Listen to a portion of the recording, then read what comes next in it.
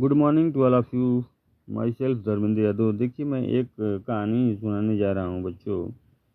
एक व्यक्ति भोर के अंधेरे में नदी के किनारे बैठा था। वो जब बैठा था तो उसके हाथ में पत्थर के कुछ टुकड़े थे।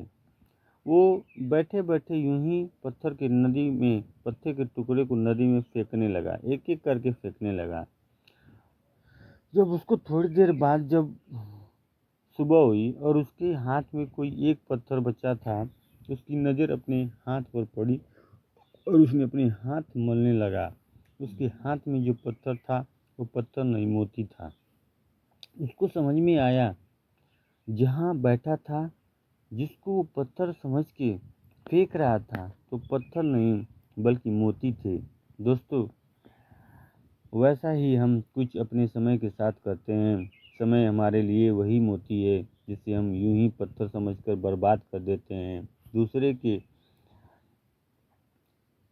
शिकवा शिकायतों में अपना समय पूरा का पूरा बर्बाद करते हैं। अपने समय का एक एक क्षण मोती की तरह समझिए और एक नया आयाम दीजिए, कुछ नया सीखिए, कुछ बड़ा करिए।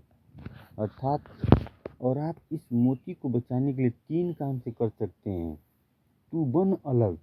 आप अलग बनिए, किसी दूसरे से कंपेयर मत करिए कि मुझे ये हो गया होता तो मैं ये कर लेता, वो हमारा दोस्त बहुत आगे निकल गया। नहीं, आप अपनी पे अपनी स्किल पे फोकस करिए, अपनी स्किल को बढ़ाइए।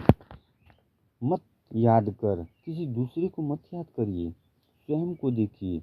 बेवजह परवाह कर, किसी भी बिना वजह परवाह किए आप अपने को बेहतर बनाइए।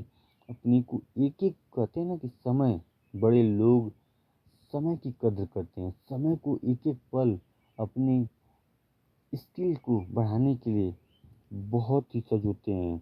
अर्थात मैं आप सभी को कहना चाहता हूँ बच्चों कि समय बहुत ही मूल्यवान है। ये यदि आप पढ़ेंगे किसी महान आत्माओं को तब आप समझेंगे। तो समय बहुत ही मूल्यवान है। समय को मोती समझिए, समय को कभी व्यर्थ न गवाइए।